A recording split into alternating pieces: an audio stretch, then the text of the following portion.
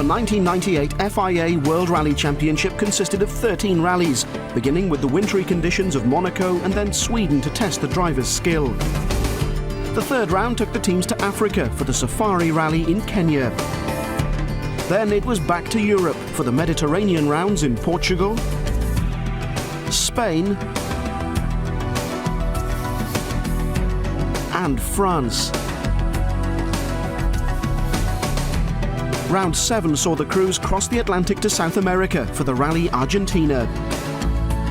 Greece hosted the next round before the long haul to New Zealand. Then back to Europe, where Finland was the venue.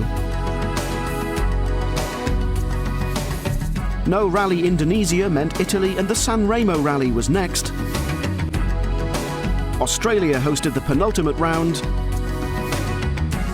and then to Britain for the traditional season finale. The Forests of Wales were also the venue for last year's title showdown, when Tommy Mäkinen, driving for Mitsubishi, won the Drivers' Championship by 1 point to beat local hero Colin McRae and take his second successive World Rally crown. For 1998, Mitsubishi were back, attempting to win their first manufacturer's title. On the information you already have, which tyres would you choose for the first? Tommy Mäkinen had a new co-driver, Risto Männisen-Mäki. We have been together doing rally in 1 week, so all the time things looks they are going better and better, so I'm confident to start this season. Richard Burns and Robert Reid were their teammates. It's fantastic, obviously, because I'm one of the 8 full-time drivers in the World Championship, and that's a priceless opportunity. Subaru were chasing their 4th consecutive manufacturer's title this year and had 1995 world champion Colin McRae and co-driver Nicky Grist leading their pursuit. Their teammates were the Italians Piero Liati and co-driver Fabrizio Pons, who were contesting all but 2 of the 13 rounds. For me, in the asphalt now it is 100%, in the snow, in the gravel 90%, but this year for me it's very important for the experience. After testing and development work on several of last year's rallies, Toyota had high hopes for their Corolla World Rally car, which was still to win its first rally. I think the car has a very good potential, but still I think it's a lot to come, and that is very encouraging. With double world champion Carlos Sainz, the team had every chance of fulfilling their aspirations. The Spaniard was backed by Frenchman Didier Auriol. We look forward to have some victory. That is more important for me, and one title for Toyota. The Ford Escort entered its last competitive year before it's replaced by the Focus. Veteran Juha Kankkunen and co-driver Juha Repo led their assault. We have done quite a lot of work now again for the car, and it feels very good. And Bruno is a nice teammate, good guy. Belgian Bruno Thierry was delighted to be the Finns' teammate. For sure, it's maybe one of my last chance, because Ford has been able to give me this opportunity for the full championship, and now I have to take this opportunity with 2 hands. The glitz and glamour of Monte Carlo, famous for money and motorsport. The tiny Principality of Monaco hosted round 1 of the 1998 FIA World Rally Championship. On the Monte Carlo Rally, more than any other, tyre choice is critical. Studded tyres, wets and intermediates all feature, sometimes on the same stage. 30 left backs 50, K right minus long. When a stage starts in one valley, heads over the mountain and then ends in another valley, conditions can change several times. If we ride with Richard Burns on one stage, it starts with patchy ice over tarmac, moves to full covering of snow, and then back to icy tarmac again. All this in just a few miles. Leg 1's 6 stages took the crews from Monte Carlo through the mountains to the town of Gap. Auriol was fastest on stage 1, but with drivers having to choose one type of tyre for 2 stages, he found himself on the wrong tyres for the second stage. A bad choice of tyre, you know, you have a wrong information before the start of the 2 stage. We say, okay, Carlos, start with a snow tyre, it's maybe good to start with a rain tyre, but I am alone to start with a rain tyre.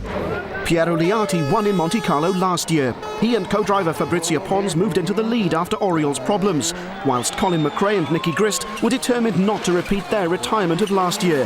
Their only drama was a high-speed spin on stage 4.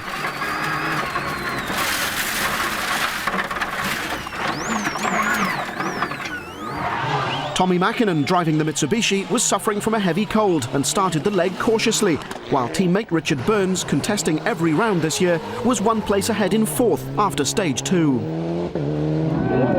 Carlos Sainz is back with Toyota, and he set the fastest time on stage 2 to move into second place. Para derecha pone más ojos sucia, poco hielo, se tira poco atrás. Para izquierda capa y cuarto, tira poco limpia. Para derecha mi ojo se cierra, hielo. Juha Kankkunen led Ford's assault on the championship this year, but had a frustrating start to the season, suffering a small problem on the first stage. Right and fast left, sumpuun. Oi vittu, se oli jäässä. And flat right and flat left. Just one slippery corner and hit the wall. How much damage? Like you can see, and then bent the wheel also out, and I had to do the next stage with the wheel open, so lost a bit of time there as well. Bruno Thierry drove the second Escort this year and made a cautious start. Tommy Mäkinen had a good afternoon, clocking up fastest times on stages 3, 4 and 5, moving himself into the lead ahead of the consistent Carlos Sainz, who retained second place. As night fell, icy conditions began to cause problems. That collision cost Oriol his place in the top 10. We have understeering in the village Barceloneta. It's quite a little ice. And the car understeering, and we hit a wall with the left. Okay. The Monte Carlo rally isn't one of Colin McRae's favourites, and he ended the day in 5th place. We haven't had a good day, and it was a disaster on the last stage as well. We took the wrong tyre. Enjoying his first rally in the Principality, Burns ended the day in 4th, although he'd found out how difficult the going could get. 50, slippy maybe, K left plus. Piero Liati led the Subaru Challenge to end the day in 3rd. Carlos Sainz marked his return to Toyota with a strong 2nd place, although he too experienced problems on the final stage. Frenando, hielo, izquierda calenta, se abre. Ay, ay, ay, ay, ay, ay, dale, dale. Well, it's a pity the time we lost, but in any case, I think Tommy was driving faster. You think you can catch him tomorrow? I think it's going to be very difficult. Mäkinen threw caution to the wind on that final stage, ending the day over a minute ahead. I took quite big risk before the stage. I chose tarmac tyre and all the others chose ice tyre. Day 2 and 7 icy stages would take the cars back to Monte Carlo over the mountains. Leader Tommy Mäkinen would soon find out just how treacherous the conditions were. Oikeari plus 3, helppo vasen 2.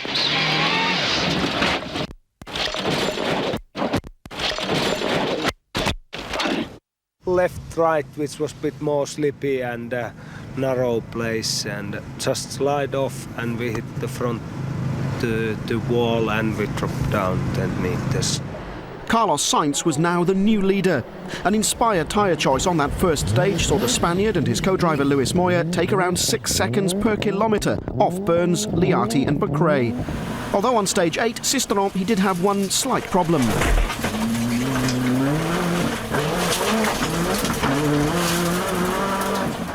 Kankkunen shared Sainz's tyre choice, moving him from 6th to 2nd in just one stage. On Sisteron, he set the fastest time to close the gap on Carlos. Sisteron played a key role in Piero Liati's victory in 1997, but this year it was very different.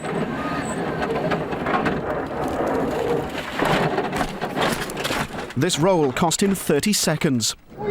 Teammate McRae also paid the price for running wider tyres. Nothing happened, we didn't have any grip. The tyres don't seem to be working. Well, it was difficult tyre choice. I think we took it correctly, and it was full snow and everything worked okay for us, and Tommy went off the road, but again, it's still anything can happen in this valley.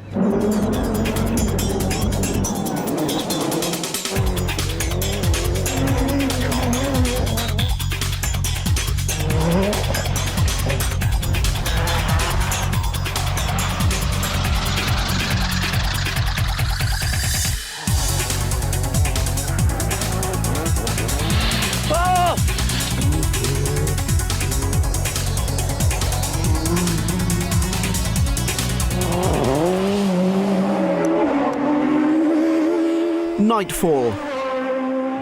Bruno Thierry would finish the day in 6th place.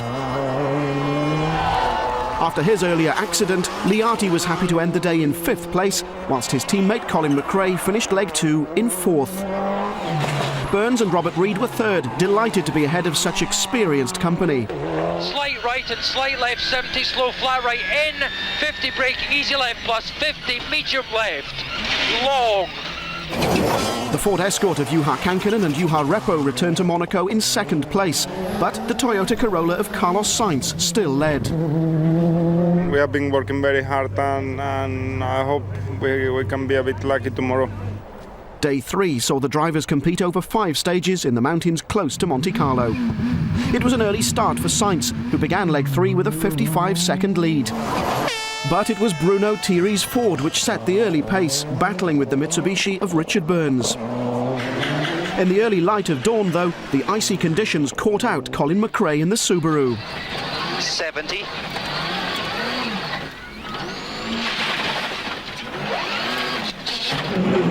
Joining in this little battle was Piero Liati, but he finished 4th after teammate McRae beat him over the last 2 stages.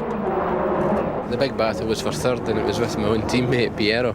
Obviously Richard was quite close as well and Bruno, but I knew it was going to be Piero or me that was going to take 3rd place. 55 seconds was a lot to make up, but that didn't stop Kankkunen trying. Fast left and keep right over 70 to long K left and bad right, tightens hard. But it wasn't enough. Sainz could afford to cruise the last pair of stages. This he did, giving Toyota its first victory in the new car. I'm very happy because coming back to the team and winning again, it's very nice way. But the important thing is not how we start, how we finish. The first champagne of the year for Sainz and Moya. Confirmation of the first result of the 1998 season. Victory going to Sainz and Toyota, with Kankkunen, McRae, Liati, Burns and Thierry completing the top 6. With 10 points for first place, Carlos Sainz had a 4-point lead over Kankkunen going into the next round, while Toyota took an early lead in the Manufacturers Series, with Ford and Subaru joint 2nd.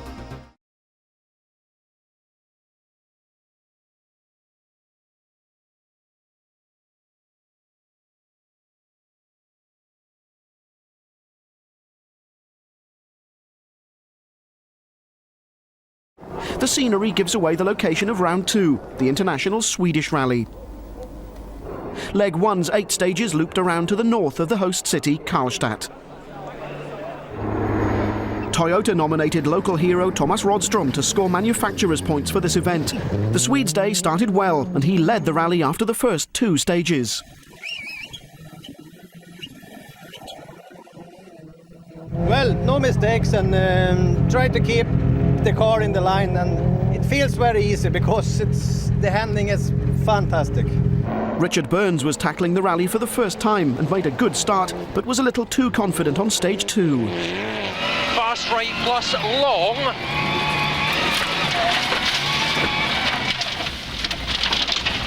Can't see anything. The soft snow on the edge of the road trapped the Mitsubishi, losing him 9 minutes. Just went a bit wide on the exit of one corner and the snow just dragged me in and we ended up like in a ditch.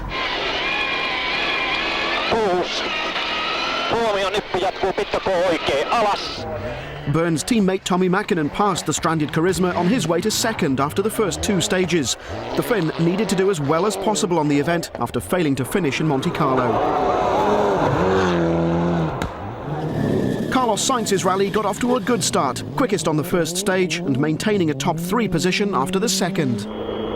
Oriol had a frustrating first day when electrical problems cost him 20 seconds. We have a big snow coming inside the car, behind the dashboard. And okay, we have need to stop and try to find what happened, because if we continue like that, maybe the car can burn. Sweden's one of Colin McRae's favourite events, and although confident, he couldn't keep pace with the leaders, struggling for grip in 5th place. 30, slow 4 left, tightens maybe, and 4 right, minus opens. 100, 6 left over crest. It's going to be very hard. We drove 100% in the last stage and Carlos still took quite a bit of time from us. Last year's winner, Kenneth Eriksson, was on his last event for the Subaru team, but he too was struggling. Surprise of the day, Marcus Gronholm took the old Toyota Celica to 4th place. Ford's Juha Kankkunen made a steady start in the Escort, while his teammate Thierry had problems when exhaust fumes leaked into his car. Italian Liati was another struggling in the Subaru. The tyres used in Sweden are unique. It's amazing, the grip. You have to get a little bit confidence because you have so much grip. In the beginning I'm braking too early, but it's like gravel with gravel tires, even more sometimes. Obviously we're using very special tyres, and the grip we have here is probably more than we have in a lot of gravel stages elsewhere in the world. The fans were out in force to support the local drivers, but Carlos Sainz had other ideas and pushed the Scandinavians, ending the leg in 3rd place. Tommi Mäkinen fought a close battle with the leader all day to finish just 24 seconds behind. It was a good day, no problems whatsoever. Thomas did very good work, and it's going to be very difficult to beat him. But the leader at the end of the day was Thomas Rådström, fastest on 6 of the 8 stages. Press the easy left. Press 40. Press the fast right. Leg 2's 6 stages took the crews from Karlstad to Hagfors and then on to the town of Borlänge. Rådström, leading after day 1, would now be the road sweeper.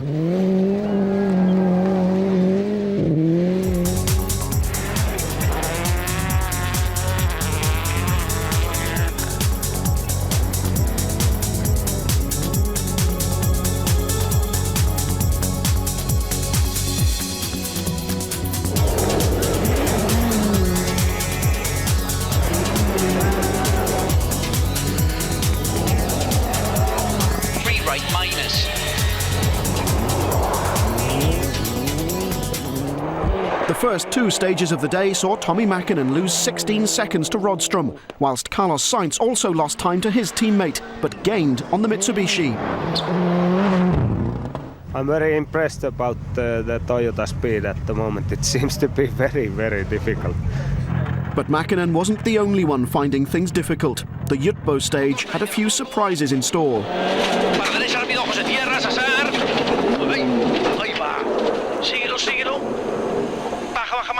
Well, always you spin in 6th gear. In a way, you have to be lucky to do not damage the car, but everything was okay. Carlos's wasn't the only 6th gear incident. His attention's drawn to his teammate's car on the side of the road, a result of this.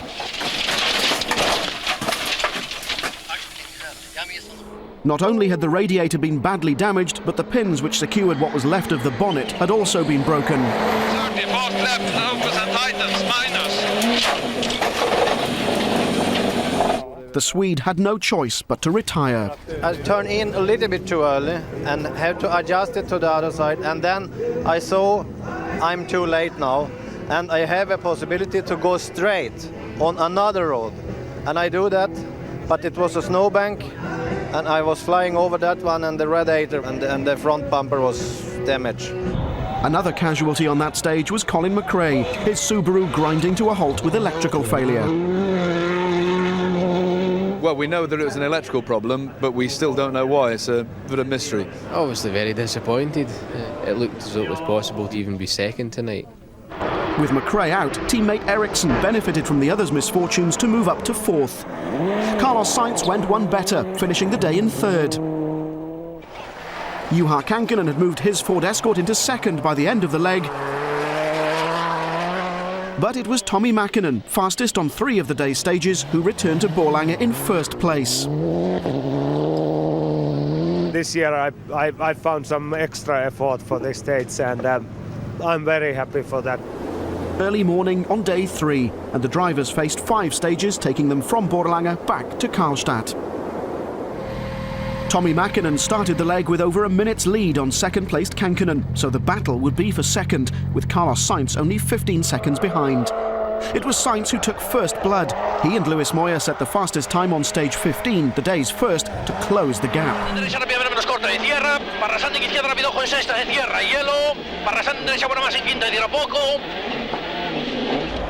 Kankkunen drove consistently, but lost 10 seconds to Sainz after hitting a snowbank. With 2 stages left, less than 2 seconds separated them. Long easy left.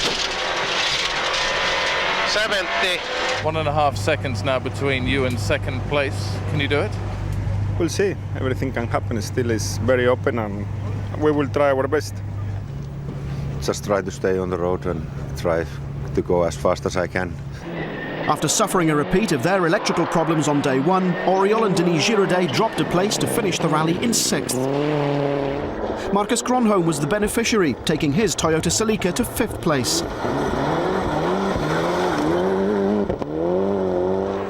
Kenneth Eriksson, meanwhile, bade farewell to Subaru with 4th.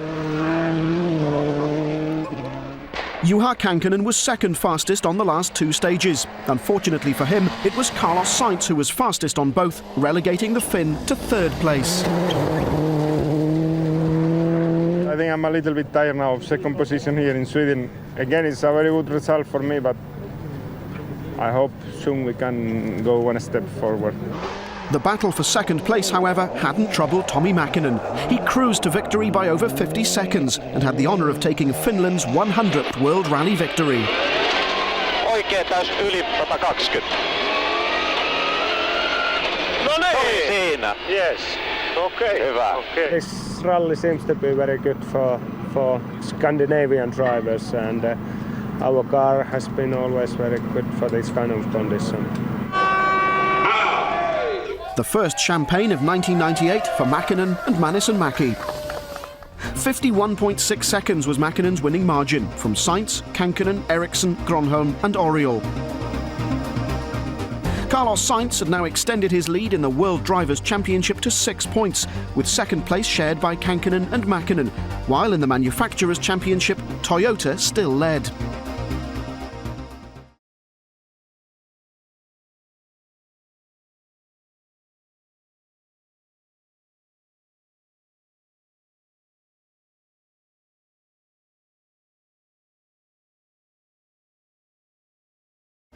Round 3 of the series was the first of 5 events outside Europe. Kenya's Safari Rally is based in the capital city Nairobi and covers over 2,000 kilometres during the 3 days. Leg 1's 6 competitive sections were in the hills to the south of the city. First over the rocky Kenyan roads was championship leader Carlos Sainz, who had a slow start to the rally after suspension problems left him 5th. The early leader was Tommi Mäkinen, who won the event in 1996, but he also suffered early problems. Ylös. 100. Vasen täys kivi ja huomioon. I don't understand. Last year we had exactly the same problem with the brakes on the first section, and I don't understand why it can't be the same problem again. His teammate Richard Burns had a good start to the Safari Rally, setting the fastest time on the opening stage. Last year's winner Colin McRae needed to repeat that victory, but he was in for a shock on stage 2. Nigel, we have a puncture. We're going to stop and change. 6 right minus over crest and 6 left tightens the minus. Rock inside. Both rear tyres had lost their tread, something which hadn't happened during testing. We had a bit too much camber in the car and overheated the inside of the tyre and the tread starts to come off, so we had 2 punctures. Teammate Piero Liati's day started no better when he suffered a broken shock absorber which cost him 10 minutes. Ari would like pass, please, 200 metres behind. Okay. Ma quanto manca? Thanks from Ari. Ford used a replacement driver, veteran Finn Ari Vatanen stepping in for Bruno Thierry. Telephone rang, I heard Bruno Thierry's injured, and in the meantime I stand in for him, and of course for me Africa's like my second home, so every second here, has been a pure pleasure. Team leader Juha Kankkunen made a steady start in 6th place, 1 behind Vatanen. Didier Oriol had to work hard to finish the day in 7th after this breakdown cost him 5 minutes. Di là passiamo. Didier stopped in the drift. Oil can jump behind on the connection of the battery, and the car stopped. His problems weren't over though. A lack of concentration on the final stage of the day cost another 40 seconds. Carlos Sainz was in 4th place, struggling with stiff power steering for much of the day. After his earlier problems, Colin McRae was now third, thanks to a string of fastest times over the last 4 sections. 100. Straight crest. Into 6 left, 100. Crest and K right and 3 left over jump. Richard Burns had a terrific day, finishing in second place over a minute ahead of McRae.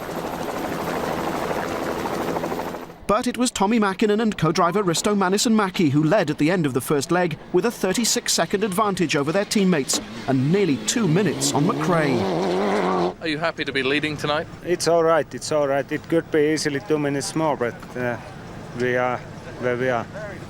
Day 2's 5 sections took the cars to the north of Nairobi and down into the searing heat of the Great Rift Valley. Overnight leader Tommy Mäkinen set the early pace, posting the fastest times on the first 2 sections of the day and suffering no dramas.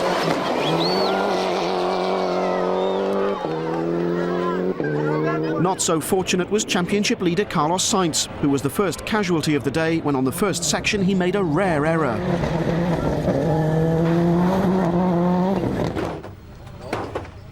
Well, we obviously have quite a big roll, fast. It was quite dusty at the beginning of the stage and missed one left bend in 5th gear. So.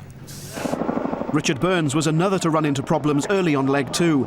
A slipping clutch delayed the Englishman throughout the day, frustrating his attempts to hold off McRae, who was now up to 2nd place. But there were problems ahead for the Scotsman, and he had to nurse the Subaru back to the service area.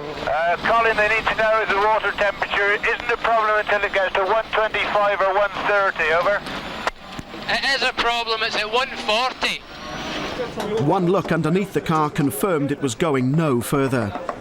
The long faces say it all. Is it over? Yep, finished. Another one. Colin's second retirement in a row was a bitter blow for the Subaru team, but worse was to follow. Liati set the fastest time on stage 9, but on 10 he suffered a terminal problem. Destra 850. Si sta spegnendo? Engine failure also ended his rally. I think it's broken the engine, then it's not possible to finish the stage.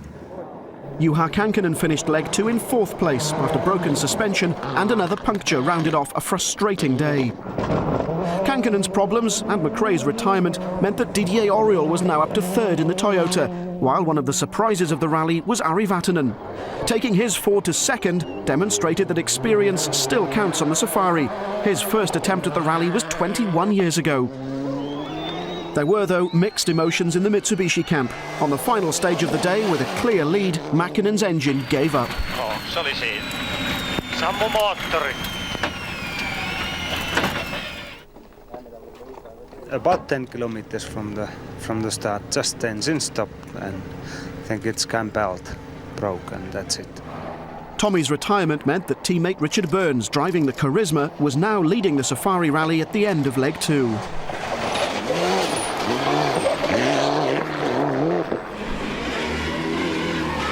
I don't know what times the Fords have done in the last section, but they were about 6 minutes behind.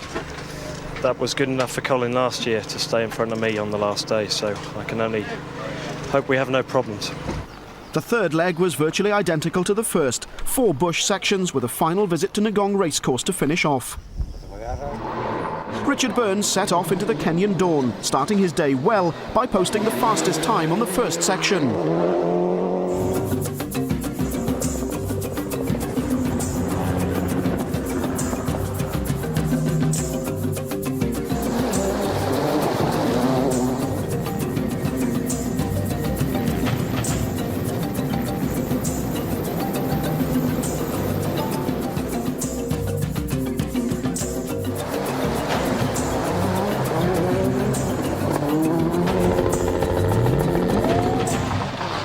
Stage 13, the day's longest, and championship contender Carlos Sainz had problems when the rear of his car hit a rock.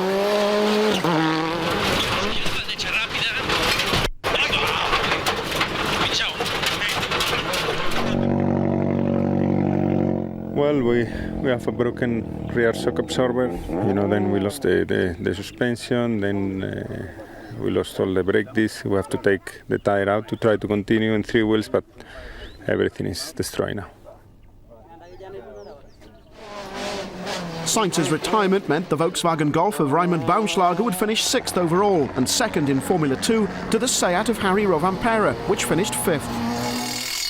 Didier Auriol and Denis Giraudet suffered from punctures on stage 13, and after changing one, another was to slow them further, costing a podium finish. The pair eventually finished 4th. As widely predicted, Ford issued team orders, and Ari Vatanen incurred a 6-minute road penalty to drop from 2nd to 3rd. That allowed team leaders Juha Kankkunen and Juha Repo to finish 2nd and claim another 2 points. Since the moment telephone rang and Malcolm asked, Ari, can you do safari? Till this moment, till tonight, I mean, it couldn't have been better. This is a dream. Despite an oil pressure scare, Richard Burns then held on to win, even setting the fastest time on the final section, taking a long overdue first victory on a round of the World Rally Championship, to his delight. Well done. Thanks. Thank you, boss. Good. Well done, thank you, man. Not just all day today was horrible. I've been driving really carefully, but it doesn't matter now. It's a great feeling. It's absolutely fantastic feeling. The relief on Richard's face was clear. This was a moment he'll always remember. Nearly 9.5 minutes the winning margin, with Kankkunen scoring his 3rd podium finish in as many events and 2 Formula 2 cars in the top 6. After 3 rounds, Sainz and Kankkunen shared the lead in the Drivers' Series, while Burns was 3rd ahead of Mäkinen. Mitsubishi now had a 1-point lead over Ford in the Manufacturers' Championship.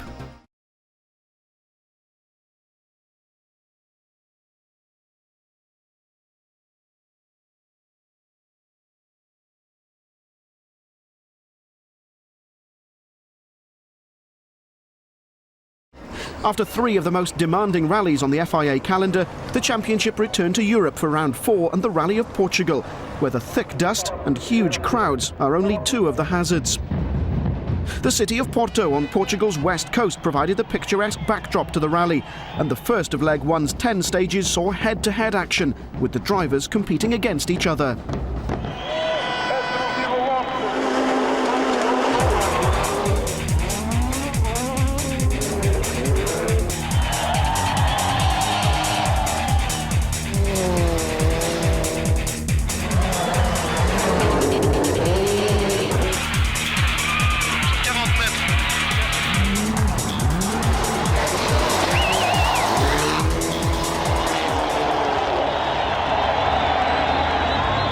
The remainder of Leg 1 took the cars from Matosinhos and the outskirts of Porto east to Viseu.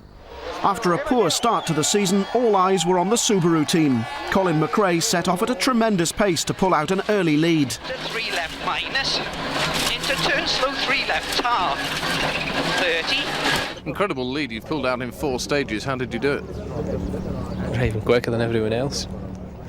Despite podium finishes on all 3 rounds, Ford was still looking for their first victory of the year. Kankkunen was quickly on the pace and was in 2nd place after stage 4. Ari Vatanen again deputised for the injured Bruno Thierry and made a steady start to line 9th. Sainz and Moya were 3rd after stage 4, but Carlos wasn't happy. Not so good for us. I don't think we can be very happy at the moment. I got no feeling at all with the car, and it's very nervous. Tommy Mäkinen, meanwhile, knew he had to do well after a non-finish in Kenya and was lying 4th, ahead of teammate Richard Burns. Despite leading after the first stage, Didier Auriol suffered gearbox problems and dropped out of the top 10. Piero Liati had no real problems, but couldn't match his teammate's pace and ended the leg in 7th.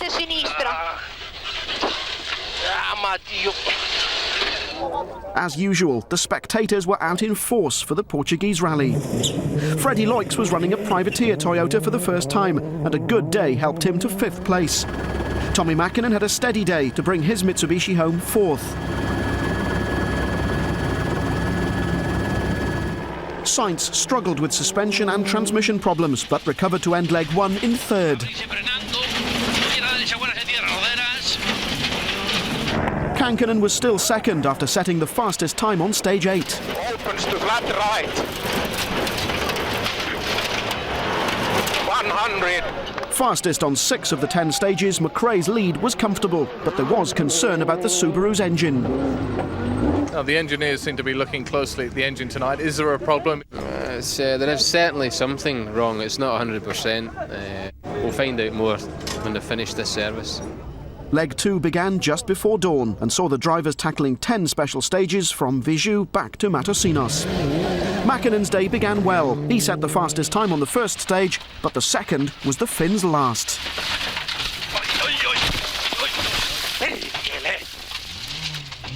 Didier Auriol, meanwhile, continued to struggle with gearbox difficulties, and a spin cost the Frenchman 20 seconds.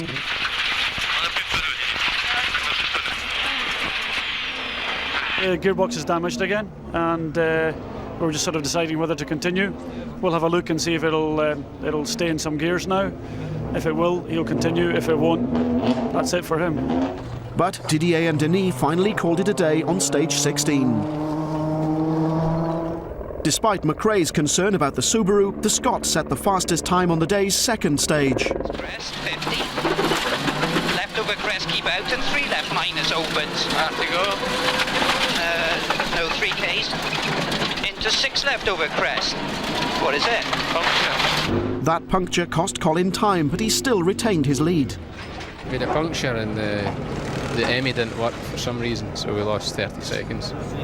Second overnight, Kankkunen pushed hard in the morning, but the Ford ran into trouble at service. We will see if the car is still okay, because we have a little problem there in the diff now. Those difficulties dropped him to 7th. After this last Argonil stage, there's a lot of oil on the sump guard. What's basically happened is that the pinion bearing on the front differential has collapsed, which means that if you continue, eventually the diff will seize. So we've decided to take all the shafts off and convert it to two-wheel drive. Carlos Sainz finished the leg in 3rd place after a hard-fought battle with Mitsubishi's Richard Burns, although he also suffered problems during the day.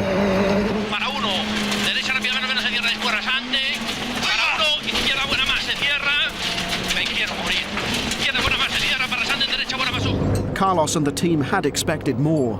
I have a problem in the last stage with the brake pipe, and the car was turning when braking only one wheel in the front when I was braking, so it was very difficult.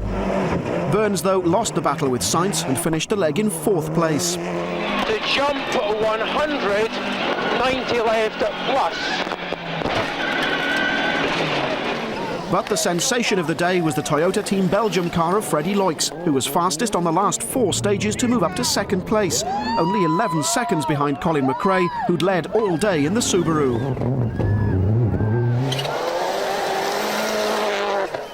Are you surprised that Freddie came on so fast, so late, and caught up to almost 11 seconds behind? Yeah, I mean, Freddie wasn't a guy we were thinking of at the start, but I mean, yeah, fair dues to him, he was going really well. We did today a long day and we had completely no problems with the car, and that's always helping.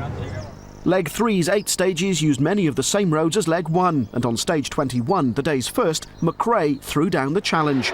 He was 2nd fastest and extended his lead over Loix by another 2.5 seconds. But the Belgian hit back, setting the fastest time on stage 24. Fabrizia Pons, Liati's co-driver, had lost her voice, but with the help of the Subaru doctor, she was back on song, helping Piero to 6th, while Ari Vatanen would finish 5th, Ford more than happy with their stand-in driver. Richard Burns, in the sole remaining Mitsubishi, was unable to catch the leading trio, and he finished the rally in 4th place. After his impressive drive, Freddie Loix finished 3rd, following gearbox problems. But the battle for 1st had now become a two-way fight between McRae and Sainz. Carlos, incredible times on those last 3 stages. Where did you pull it from? Well, we were trying. I said before that I was going to try until the last stage, and that's what I'm doing. 11 kilometers, 7 seconds. Colin McRae is not so easy to take it.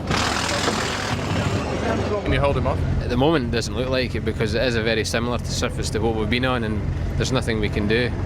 With 1 stage to go, Colin and Carlos prepared themselves, but it was the Spaniard who'd have it all to do, and the spectators knew it, gathering for what looked like being a sensational stage.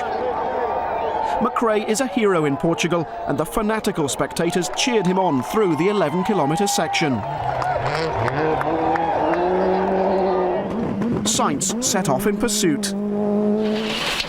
50, 4 right minus over crest, 30k 2 right, okay. Colin now had to wait for Carlos. See if that's enough. Reports from Sainz's team suggested that halfway through the stage, he'd already taken 4 of the 7 seconds back.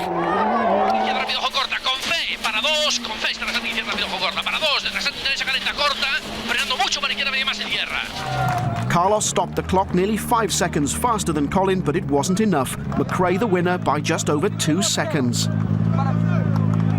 I was very confident this morning, and then up until the second last stage, then it was a bit doubtful, but I knew it was going to be close, but okay, you have to be confident.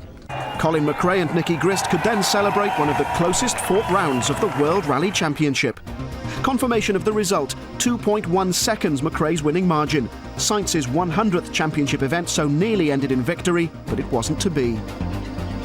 The result, though, had enabled Sainz to open up a 6-point lead in the Drivers' Championship, while in the series for manufacturers, Mitsubishi and Toyota now shared the lead on 25 points.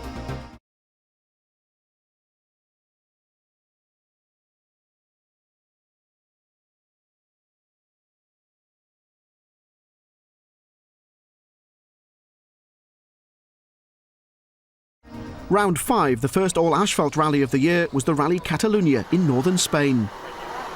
Local hero Carlos Sainz led the cars away from Lloret de Mar towards the town of Vic. Based in the resort of Lloret, Leg 1's 7 stages were run in the hills to the north of the town. With thousands of fans waiting expectantly en route, Sainz didn't disappoint them and was 3rd fastest on stage 1, although problems awaited him.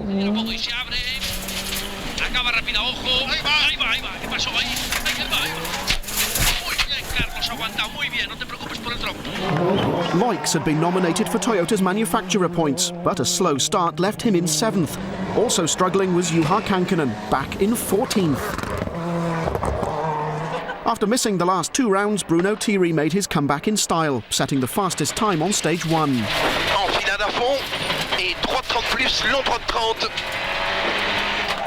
On stage 2, Didier Auriol was fastest and moved ahead of the Ford and into the lead. Mitsubishi were debuting the new Evolution 5 Lancer, Mäkinen making a steady start. Teammate Burns started well and was into the top 3. We've made a lot of small improvements to the car all round. It's now the equivalent width to the World Rally cars, so on tarmac at least we should have a fair benefit, I think. Colin McRae could only manage 15th fastest on stage 1 and would spend much of the day struggling outside the top 10. And 2 left plus opens. Into 6 left, into 4 right plus line. Colin, you seem to lose a bit of time on those first stages. Why? A bit's an understatement, a hell of a lot. There's just absolutely no grip from the tyre. Lee Arty also had a miserable morning, problems costing him over a minute. We had no turbo pressure due to a pipe that went... Can they fix it? Of course, yes, but it's a little bit too late already. I mean, I think we are 50s or 60s or something like this now. The dry asphalt meant the Formula 2 cars could compete directly with the World Rally cars, and after stage 4, Peugeot Gilles Panizzi would be second, just 9 seconds behind Auriol.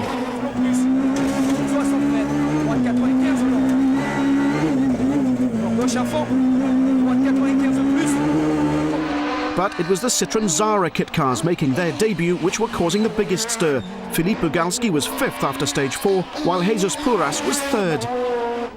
Richard Burns ended the leg in 5th place, exploring the limits of his tyres on the way.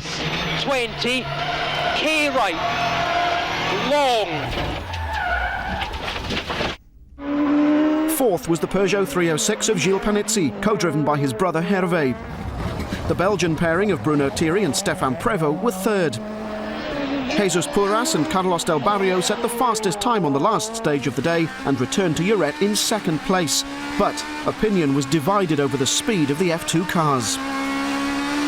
When we started this morning, I knew that the kit car could be in a very good shape and in very good positions in this rally because it's all asphalt and for the 2-wheel drive is a very good option.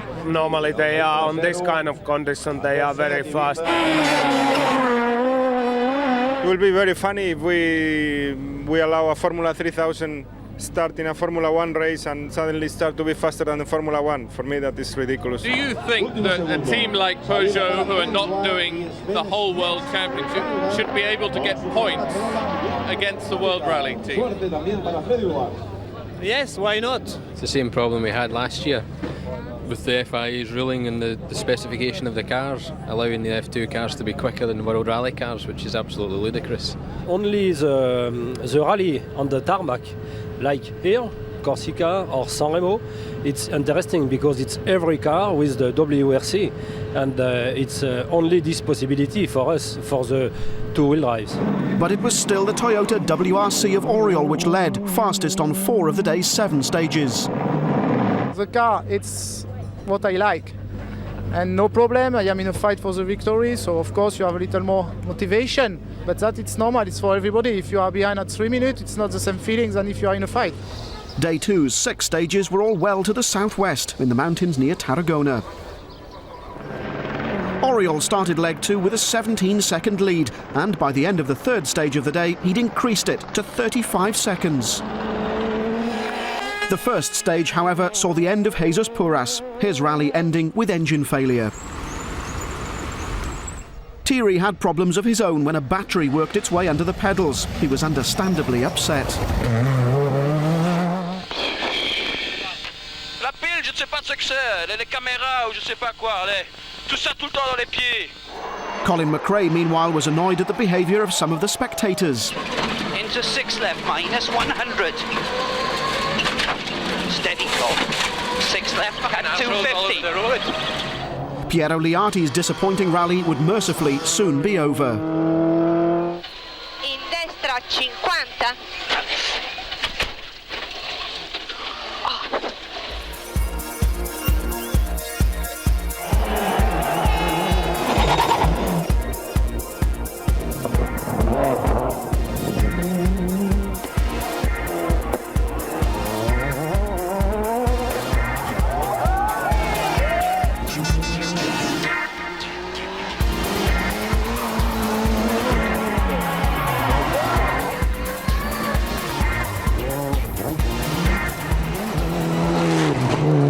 Mäkinen finished the leg in 4th place, while Carlos Sainz was 3rd, less than a second ahead.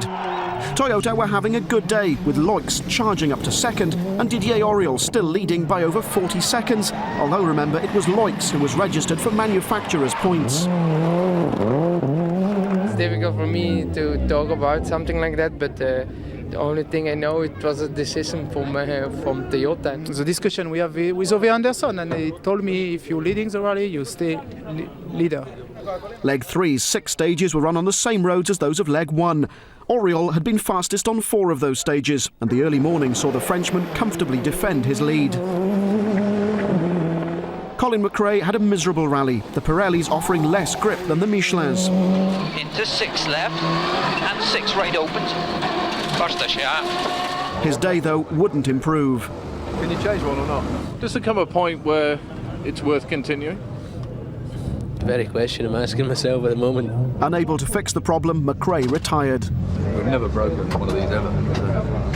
Sainz, meanwhile, had problems of his own, the puncture-proof mousse failing, dropping him out of the points. I don't know the explanation. I just come into a right bend, and then suddenly I feel something was going wrong, and then I saw the mousse flying away, and then I have to finish the stage with a flat tire. Thierry didn't escape either, his Ford arriving at the service area with a 6-sounding engine. Out of your face says it all, is that it? Yeah, that's it, unfortunately. 3 stages to go, and some internal problem. We're not exactly clear what it is, but for sure the engine's been overheating. And we've lost Juha as well. What happened to him? I think Juha just slipped a little wide and went into a concrete parapet and broke the rear suspension. I mean, there's not a lot of damage, but unfortunately he's out of the rally as well. Gilles Panizzi finished the rally 2nd in Formula 2 and 6th overall. Philippe Bugalski in the sole surviving Citroën took the Formula 2 honours and finished 5th overall. Richard Burns was 4th on only his 2nd attempt at the Rally Catalunya, 1 place behind his teammate Mäkinen, who'd been battling with Loix for 2nd all afternoon, but lost out to finish 3rd after the Belgian set 2 fastest stage times. Rechts 80 kort en bocht 25 rechts 63 opent. Om links 50 gehaald in. Oriol and Girardet, though, took a dominant victory, their first since 1995. I I just proved now that when it's everything fine, I can still in a fight for victory. So I am very pleased. Congratulate Didier Oriol and Miguel Bordet for this outstanding victory. 53.9 seconds Oriol's winning margin, and Toyota won too, with the new Mitsubishi making a strong debut to finish in third and fourth. With Sainz and Kankkunen failing to score, the drivers' series looked a little different. Sainz still led, but Burns was now second ahead of Kankkunen, while Mitsubishi led Toyota by 1 point, with Ford and Subaru trailing.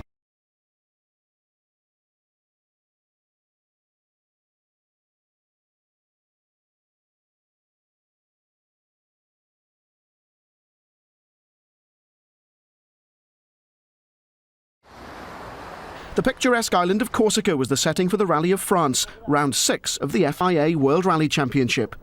Leg 1's 6 stages looped around Corsica's capital, Ajaccio. Fastest on stage 1 was the Subaru of Colin McRae. The Scotsman had found Catalunya difficult, but with a new tyre from Pirelli and damp conditions, he was back on form. The start of Bruno Thierry's rally, though, didn't go quite so well. We had a spin on the first bend in the third stage. After 100 meters, I went off, and impossible to find the reverse gear, because with this sequential gear I was a little bit under pressure, nervous, and lost a little bit of time. Piero Liati and Fabrizio Pons would also have a frustrating morning and would be 12th going into the afternoon. Per destra 2+. On stage 2, Tommy Mäkinen took the lead. The new Evo 5 had made a promising start in Spain, and the Finn was immediately on the pace. Sainz too had a good start to the day, setting the second fastest time on the leg's first stage. Para izquierda corta en cuarta de tierra, para derecha corta en cuarta de tierra, para izquierda buena más, se abre, abrirse uno, izquierda caliente de tierra. Didier Oriols won the rally 6 times, but was off the pace in 6th place. Richard Burns made a cautious start to his first Tour de Course and was 8th quickest at the end of the day. Flat left over crest and flat left 80, easy right plus. 60. But again, the Formula 2 cars were a force to be reckoned with. Francois Delacour led the charge, whilst his teammate Panizzi finished the day in 7th place. After Catalunya, the Citroëns had been expected to shine, but they struggled in the day's changeable conditions.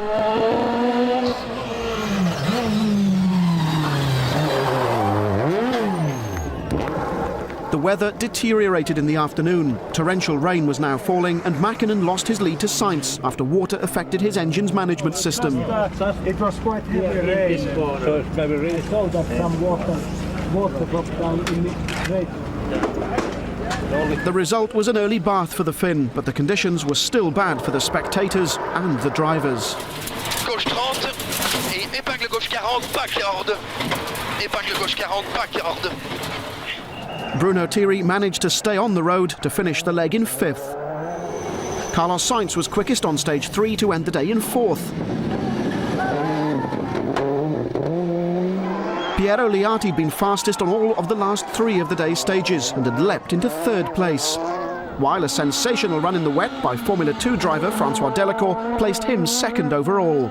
I've done also so many tests on the wet condition, and the car seems so easy, and I love to drive the car on the wet condition. But the leader was Colin McRae, putting the Subaru back in front. We just got it right in this sort of weather. You do your best to try and find out what the situation is with the weather, but you know there is a bit of luck involved, whether it stops raining or starts raining again, and we got it right. Drier conditions were forecast for the second leg's 6 stages, which were run in the mountains around Corte, using stages which hadn't been run for several years. McRae started day 2 with a charge, setting the fastest time on both of the first 2 stages, extending his lead to almost 40 seconds.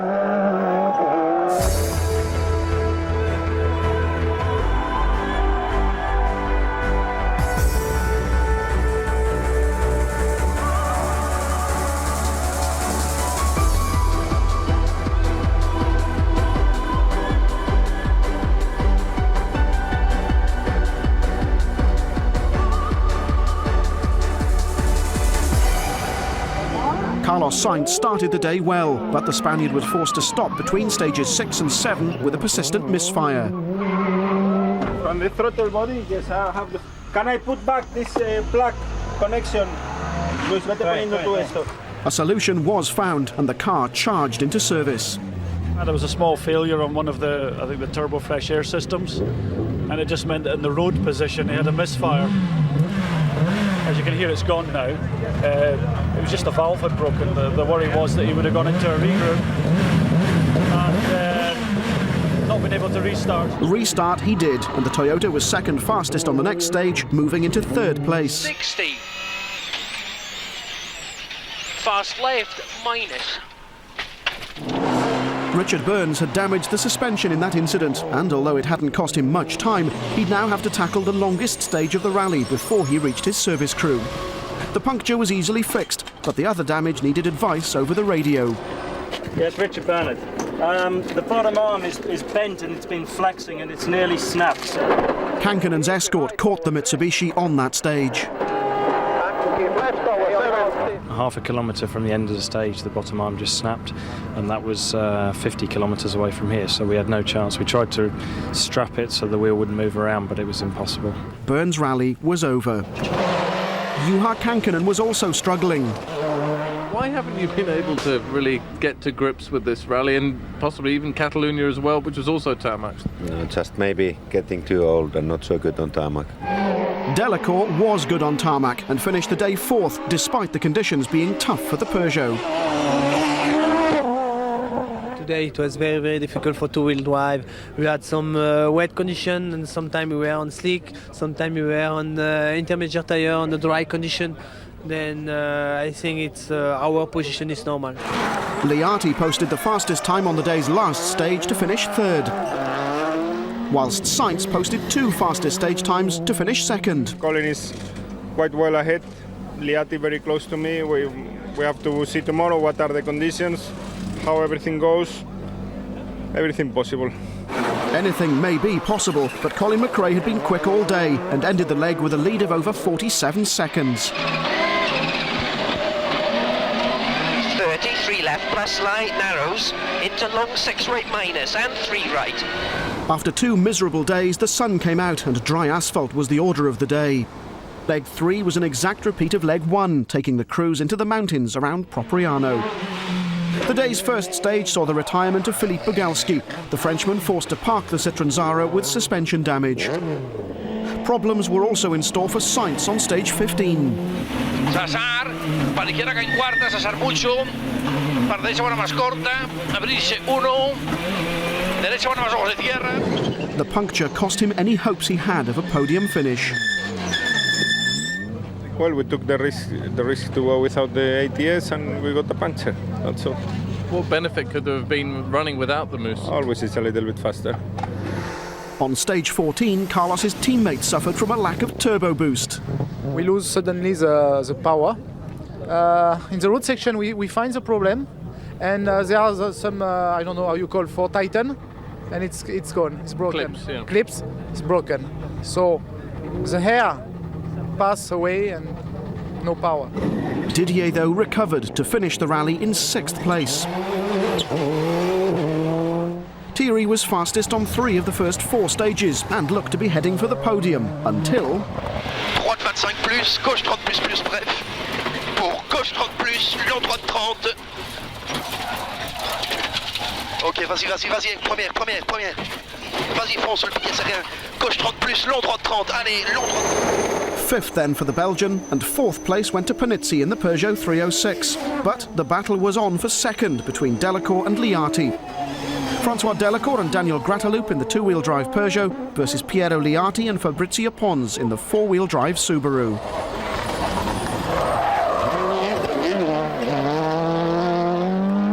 Francois, Piero says he can't go any faster. Can you?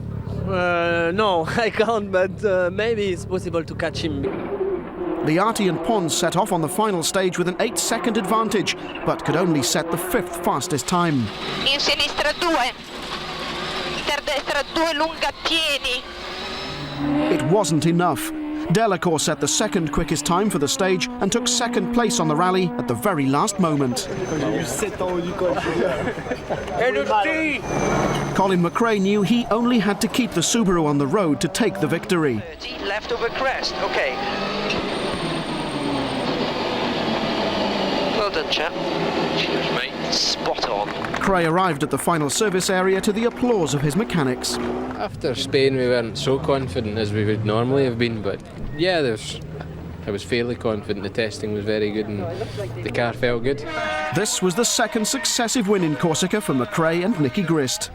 Their winning margin was 27.2 seconds, with Delacour, Liati, Panizzi, Thierry and Oriol rounding off the point scorers. The win moved McRae into the lead of the Drivers' Championship, with Sainz in second and Burns in third, while in the series for manufacturers, Subaru leapt to the top with a 3-point lead over Mitsubishi and Toyota.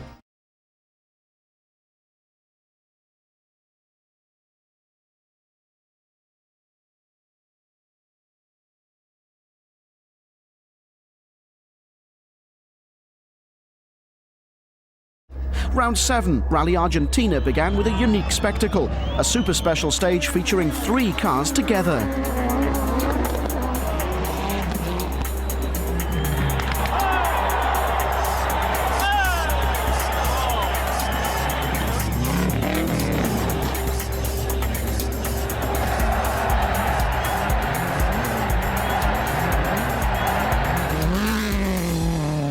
It provided thrills and spills for the thousands of spectators. Leg 1 took the competitors north of the host city, Cordoba, and it was Colin McRae that led the way after finishing first in the Super Special. The Scotsman still led after stage 2. But Didier Auriol set the pace on the third stage and took over at the head of the leaderboard. It was Mäkinen's turn next, setting the fastest time on stage 4 to lead by under a second. Juha Kankinen was also in touch with the leaders, despite running on only 2 cylinders, after water found its way into the electrics.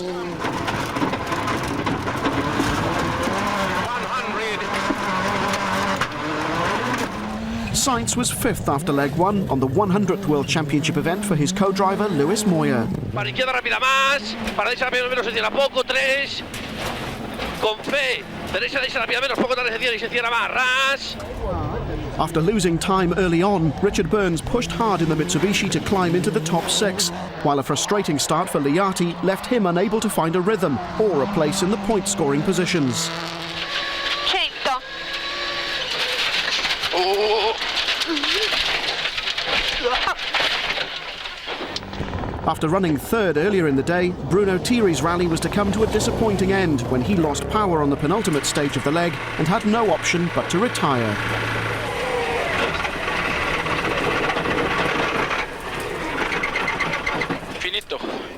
He got to the end of stage 8, but with no oil pressure. So, and it's obviously the engine's dumped the oil out, so it can't continue really.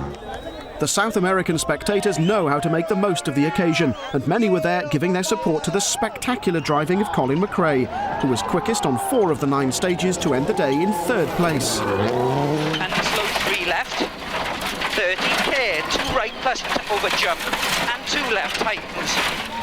No less spectacular was the reigning world champion Tommi Mäkinen, quickest on the leg's final stage, a figure of 8 super special. He beat Toyota's Didier Auriol to finish the day first, leaving the Frenchman second overnight.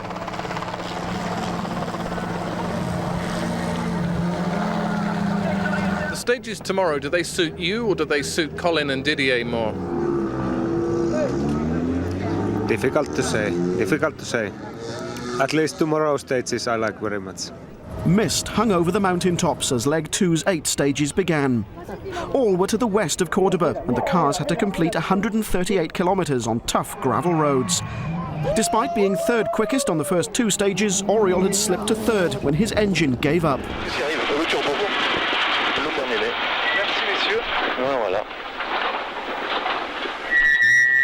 We finished left corner in 3rd gear, I put 4 and I listened a noise, poof, and then no more engine. McRae was moving up the order after setting fastest times on 2 of the first 3 stages to take the lead off Mäkinen after the long stage 13. Colin Colin, stage 13 was traditionally always Tommy's stage, not though this year. No, it's nice to beat him. No, he did very well. I was so surprised his time because I did also excellent drive, no mistakes at all, and he was still 2 seconds faster.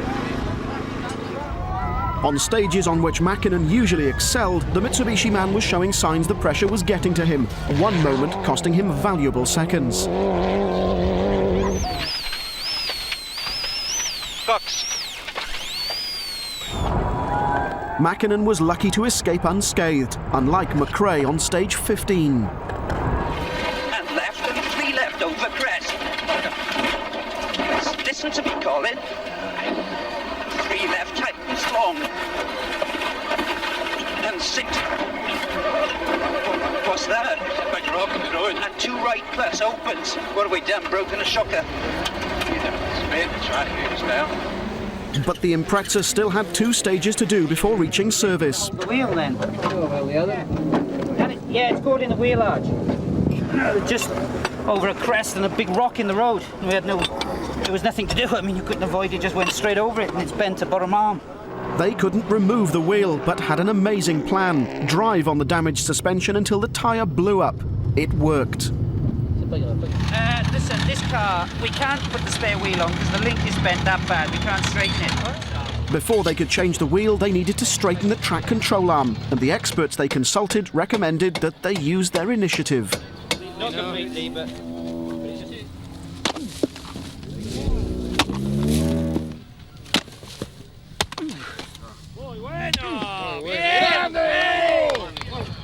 The rough treatment worked, and the pair made it to the next control with seconds to spare. They picked up 2.5 minutes of time penalties, which dropped them to 5th place, but they were at least still in the rally. Incredibly, they set the quickest time on the next stage. All I can say is I'm incredibly impressed by what he did. How he did it, I don't know. We all assumed when we saw the car drive past on the road, we thought, you know, being realistic, that's the end of it. And when he came back on the radio and said he'd managed to take it off, straighten it, and put it back on, we just speechless. You know, it's unbelievable. McRae's drama had elevated Burns to 4th place, which is where he would end the day. Ahead of the Mitsubishi was the Toyota of Carlos Sainz, who had his sights set on snatching 2nd off Juha Kankkunen, less than 10 seconds ahead. He's just 8 seconds in it tonight. Can you catch him tomorrow? We'll see. It's an all battle already. I think we have been many times fighting, and we'll see what's happened tomorrow. Interesting fight with Carlos, and still the gap is about the same to Tommy, so the speed has been all right today. But it was now Tommy Mäkinen who led by nearly a minute. Of course, they are fighting hard together, and it means that still I need to go flat out, that I can follow what they are doing. Leg 3's 6 stages lay to the south of Cordoba. Liati was never quite on the pace and finished the rally 6th, while teammate Colin McRae was quickest on 5 of the day's 6 stages, but failed to improve on 5th. Into 4 right minus tightens. Me into 5 left plus and 3 right plus opens. Richard Burns held off the challenge from the Subaru to hang on to 4th place. The epic battle of leg 3, though, was for 2nd. Acaba rasante fondo, 2. Zona rápida, derecha rápido con cruz, izquierda poco y ras. Kankkunen and Sainz battled all day long until, with 1 stage left, Sainz had a 2-second advantage. Too fast right and long fast left. You had damage to the back of the car. What happened? Is it? Then must have been that something. I think anything can happen. Either he can be a little bit in front or I can be a little bit. 3, 2, 1, go, 200. Crest. Kankkunen's commitment on that final stage was total. But Sainz, too, badly wanted the extra points. Ya, Carlos. Para izquierda rápido, Jorge Sierra, salta fin. Acaba rasante, Sasar, para rasante, se más y quinta, decir a poco. Para izquierda, menos quinta, decir a ras, roderas, para lo corto. Juha was the first to arrive at the stage finish, and the strain showed. Juha, only time will tell, but do you think it was enough? I don't know, it was 8 seconds faster than the first time, so we will see. The Toyota management was glued to the radio for Sainz's time. If Carlos was faster, I must say that good driving. Carlos arrived soon afterwards. Which position, Carlos? We don't know yet. We have to wait and see. I think it's very similar. With our watch, we have won by 0.8 of a second, but we don't know yet. Sainz had indeed finished second, but the gap was closer than even he'd realised. 0.7 of a second, an amazing result. For Tommi Mäkinen, victory in Argentina is becoming a habit. A steady drive on the final leg allowed him to win the event for the third successive year. More importantly, his title chase was back on track. 26.8 seconds Mäkinen's winning margin, with confirmation that Sainz and Kankkunen were just 0.7 of a second apart. The result in Argentina restores Sainz to the lead in the Drivers' Series ahead of McRae, with Mäkinen in third and Burns in fourth. In the Manufacturers' Championship, Mitsubishi's moved ahead of Toyota and Subaru, with Ford in fourth place.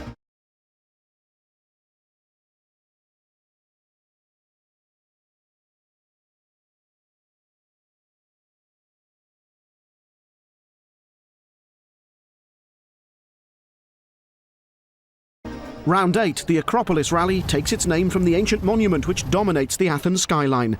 The Greek rally is one of the classic events in the championship, and Leg 1's 7 stages took the crews from the capital city, Athens, up into the hills and on to Delphi. It's known as one of the toughest rallies on the calendar, as Tommi Mäkinen explained. I think this year you can't win here if you are not fast enough, and of course you always need some luck as well when you try to go flat out. Unfortunately for Tommi, his luck didn't hold out, and just 4 kilometres into the first stage, the Mitsubishi ground to a halt. 35 minutes were lost as he frantically radioed the team for advice. When Tommi presses the starter button, can you hear a relay clicking? Completely quiet. It's nothing. It's nothing. It's like completely dead. The world champion became the event's first casualty. I have Kankkunen. Everybody. I don't know what happened. It doesn't. Just lost the electric. Bruno Thierry had a fantastic start to lead the rally before it all went wrong. Qu'est-ce que je fais de mal, moi? Rien, traverse pas, c'est pas toi. Attends. 12 km, on est à 1,5 km du temps. Tu sais me passer le téléphone? Why my engine? Not Mr. Kankkunen. Always my engine. Engine failure forcing Thierry out for the second time in as many events. McRae set the second quickest time on the first stage and lay second, 5 seconds behind Burns after stage 5. Oriol set the fastest time on 6 to move up into third place after that section. Piero Liati was back on the pace in the second Subaru and challenging the leaders.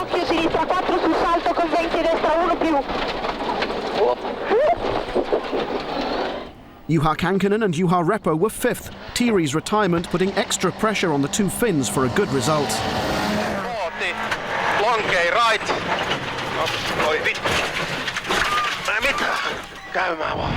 Sainz finished the day only 7th, but was relieved not to be first on the road for leg 2. I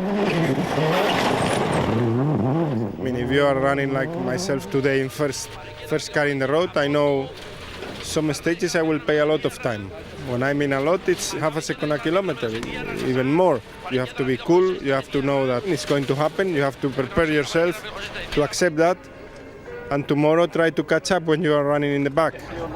Carlos's teammate Didier Auriol set the fastest time on the day's penultimate stage, and the Frenchman was in 3rd place at the end of leg 1.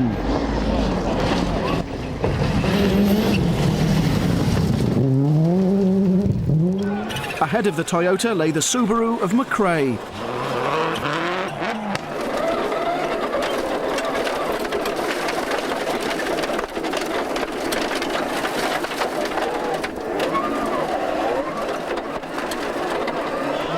But the rally leaders were Richard Burns and co-driver Robert Reid. Fastest on the day's last stage, the Mitsubishi would run first on the road on leg 2. My plan at the start of today was to push really quite hard all the way because I thought we had a good position on the road, a little bit cleaner, but not too many rocks pulled out, and it's proved like that. The mountains around Gravia would provide a spectacular backdrop to Leg 2's 5 stages, which took the crews north from Delphi, producing unique problems for the drivers and teams. I think this is the toughest European rally for sure. It is very hot, very rough, a lot of rocks, very difficult for the car, for the tires, for the drivers, for everybody. The crucial thing on a Coppice rally is that you have as long a travel on your suspension as possible, and obviously you increase the ride height probably 15-20 millimeters over a conventional 1,000 legs type rally. It's a very punishing rally, and the suspension takes a lot of punishment here, and it's our job to try and give them a car which will give them good handling but also stay in one piece. First on the road, Burns was struggling, losing 18 seconds and the lead on the first stage.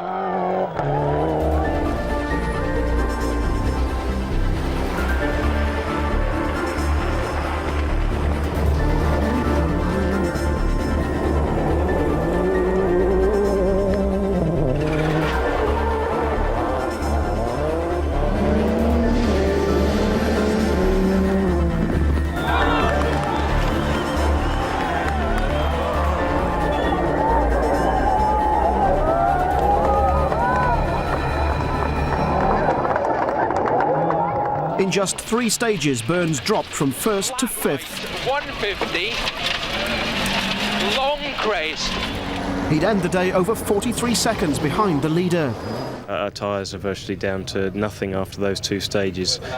We've got literally 2 bull tyres on the front trying to clean the road. It's impossible. Piero Liati started the day on a charge, setting the 2nd quickest time on stage 8 and moving up to 3rd. But a spin on stage 9 cost him time, and he dropped to 6th overnight.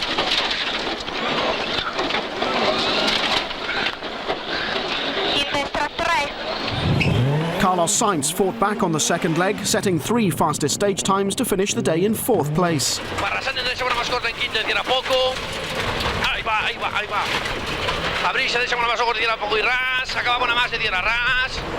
Kankkunen was 3rd, once again involved in a battle with Sainz. The Ford was 2nd fastest on 3 stages, and the pair would start the final day only 2.5 seconds apart. McRae led earlier in the day, but was happy enough in 2nd place. If you look at Richard, he's dropped quite a way back, and we've managed to keep almost there. So it's a good position for tomorrow. It was now Didier Auriol who led, despite not having won a stage all day. Tomorrow we are, I think, 4 driver, nearly 15 seconds, something like that. So, you know, everything can happen.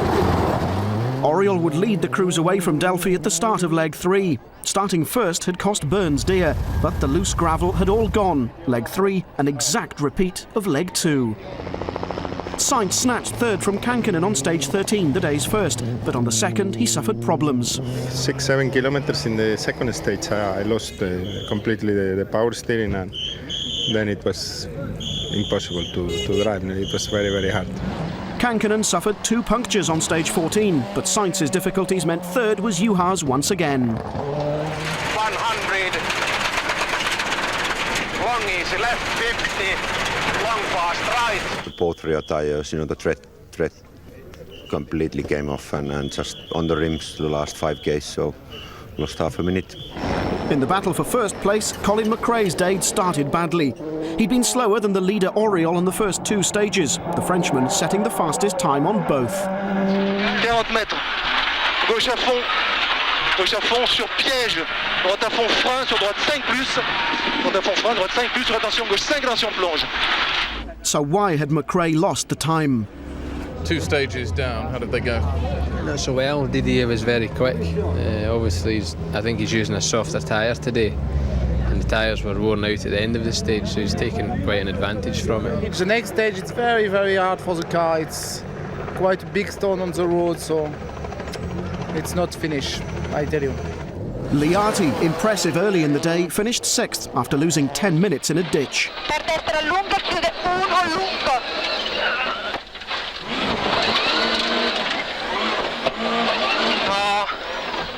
The Subaru driver's mistake allowed Freddie Loix to finish 5th.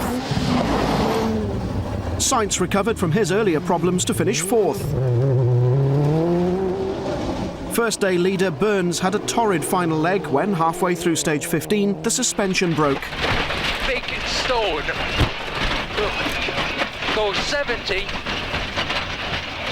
need to have a look. Oh, I ain't getting anywhere, are we? No, doesn't look like it.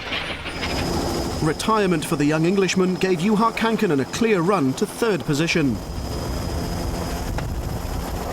Oriol began the rally's penultimate stage with a lead of 16 seconds, but after dislodging a circuit breaker and losing time, he knew 2nd was all he could hope for. Oh putain, c'est arrivé. Un calé ce con. Didier, your face says it all. What happened? Okay, the car stopped in the stage about 30-40 seconds, and it was one connection gone. That's it. Didier's problem helped Colin McRae to his 2nd Acropolis victory, much to the team's approval.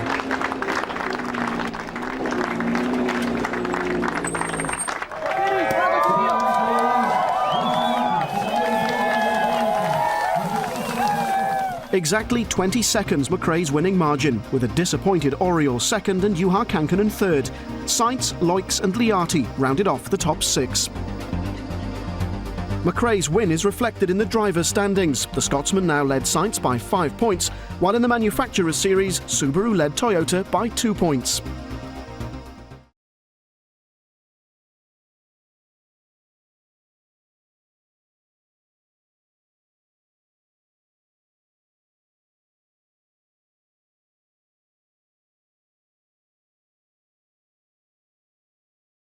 The Rally New Zealand was the 9th round of the 1998 FIA World Rally Championship, where the now traditional super special stage at Manukau City provided a muddy curtain raiser.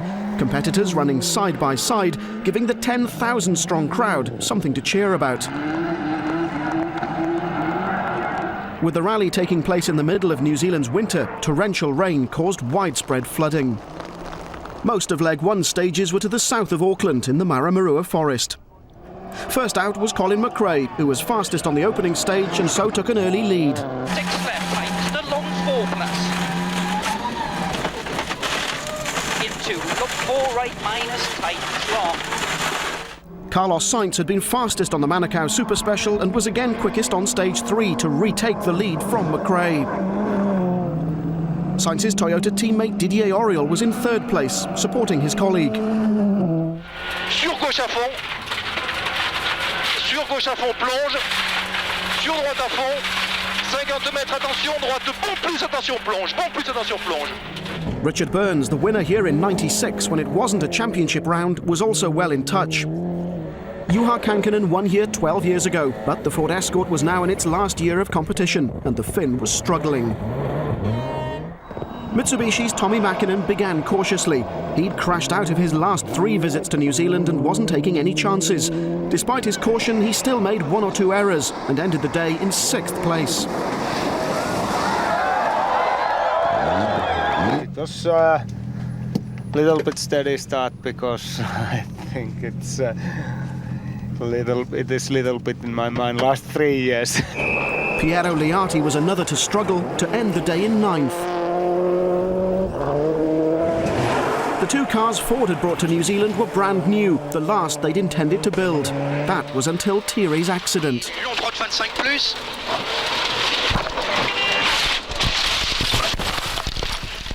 I cut a little bit in the grass, but in the grass was a big stone, and I hit with the front left, and I went on 2 wheels, and then no room to control the car, and then the car starts to roll, and we rolled it into the ditch. Mitsubishi Charisma driver Richard Burns finished the day 4th, 13 seconds adrift of the leader after a trouble-free run. Sainz, who'd swapped the lead with McRae 3 times during the day, was 3rd with 1 stage to go.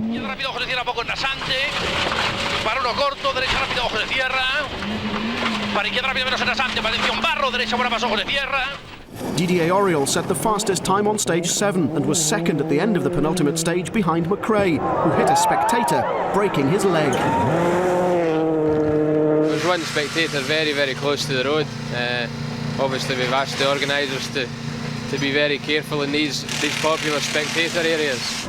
Leg 1's final stage was another super special at Manukau. But more than 24 hours of rain had turned the stage into a sea of mud, and it wasn't just the handling of the cars which was affected. Tactics also came into play on the stage. 137. Wait seconds. Steady. Go now. Colin, first down to third. Was that a tactical thing at the end of the day, so you're not running first on the road? Yeah, it was. I reckon it's better losing sort of 4 seconds and being third in the road than first. So we'll see if it works tomorrow. My only problem is I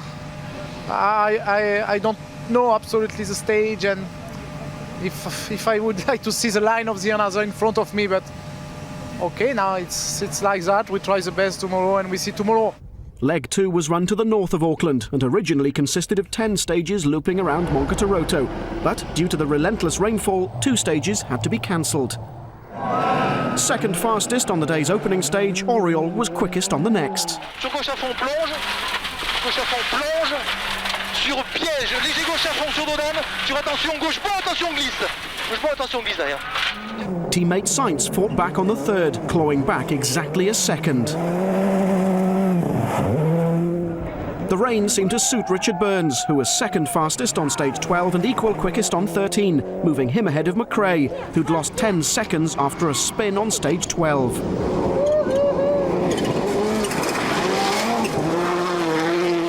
6 left, and 5 right, tightens cut.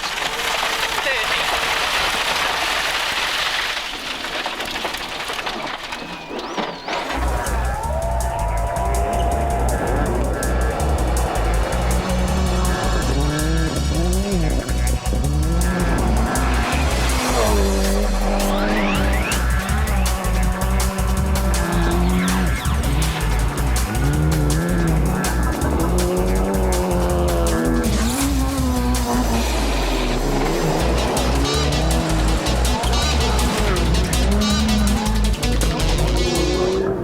But there'd be more problems for McRae.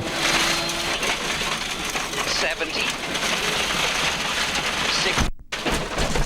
6 right at 70. Slow 4 right line. Colin had damaged his steering, was unhappy with the setup and ended the day in 4th place. The Subaru's problems meant that Burns could edge away. The Englishman would end the leg almost 10 seconds ahead of the Scot. Left minus, 30 braking, here medium right plus, right onto narrow bridge, quarter, 50, K left plus, 20. But Toyota Corollas still held the top 2 places. Sainz had been fastest on 3 of the day's stages and was in 2nd place, while a determined Oriol had been quickest on 4 and so would start the final day in the lead, 30 seconds ahead of Carlos, with the Spaniard a further 14 ahead of Burns. We have to push hard because Richard is just behind us and Colin is also very close. So. No, I have pushed quite hard, because I see that I can arrive to catch a little bit today. So I say, okay, we need to try to do something today. We don't know what happened tomorrow. So. After 2 days of rain, at last the sun was shining. Leg 3 consisted of 7 stages to the south of Auckland. Oriol set off into the first of those stages at 48 kilometres, the longest of the event. But Didier lost 40 seconds and the lead when he spun. Gauche passant, bien propre là-dedans. Droite 5, attention. Qu'est-ce qui arrive? Elle a calé. Elle a calé, c'est pas ma faute. Lift the front, lift the front. Allez, push. We stop one wheel in the really muddy, and the car don't want to move after when I start again the engine. So we need to wait some spectator, and so we lose about 1 minute. Richard Burns also discovered that the stage demanded respect when it ruined his point-scoring chances. I just clipped the inside of a corner. There was a lot of roadworks and some places you can cut across, and I tried to, and it just hit the inside and rolled over. But there was nobody there. We had to run and find some people to get the car back on its wheels. It took a long time. Colin McRae, meanwhile, set the fastest time on the stage, but his luck changed when the stage was repeated. And 6 left minus, narrows keep out. And Leave it. And 6 left minus, what? Puncture. The puncture cost the Scot 3 minutes, which dropped him from 3rd to 5th. Sainz benefited from Oriol's problem and was leading after the second stage of the day. Going into the final few stages of the rally, Liati struggled to match the time set by the leaders, but still managed to score a point for Subaru, finishing 6th, while McRae never recovered the time lost to the puncture and finished 5th. Juha Kankkunen, in the sole remaining escort, ended the rally in 4th place. Tommi Mäkinen was 3rd, this spin the only error of the final day, and so Tommy could finally lay the ghosts of the Rally New Zealand to rest. With no team orders, the battle was on for first place between Sainz and Oriol. Guarda, ma izquierda buena más, vamos a fondo ya, todo a fondo. Stock. Sainz was 1.5 seconds faster than Oriol on the penultimate stage, and so Didier would need to be 2.2 seconds quicker than Carlos on the last to win. Quite lot of travel. Too dry now. The Spaniard was again faster, giving him a record-breaking victory. Carlos, have you won? I think so. Congratulations, it's your 22nd win. No drivers managed that number of World Championship wins. How does it feel? Very good. Really good. I think it has been fantastic rally, but well, I'm very happy. Carlos Sainz has now won the New Zealand Rally 4 times, but with 9 rounds completed, this was only his 2nd win of the season. Oriol finished 4.1 seconds behind his teammate to give Toyota their second 1-2 of the season, with Mäkinen, Kankkunen and McRae rounding off the top 5. The result restored Sainz to the head of the Drivers' Championship leaderboard, with McRae 3 points behind and Mäkinen 10 points adrift in 3rd, whilst Toyota led the manufacturers once again ahead of Subaru, Mitsubishi and Ford.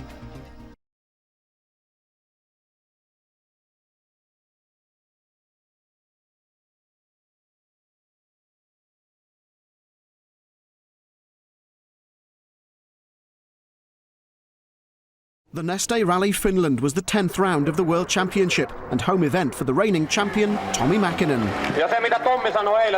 At the moment for me it's such important to try to win it, because otherwise World Championship title would be very difficult. Leg 1 consisted of 9 stages running north of the host town Jyväskylä, and with heavy rain falling, conditions would be very demanding.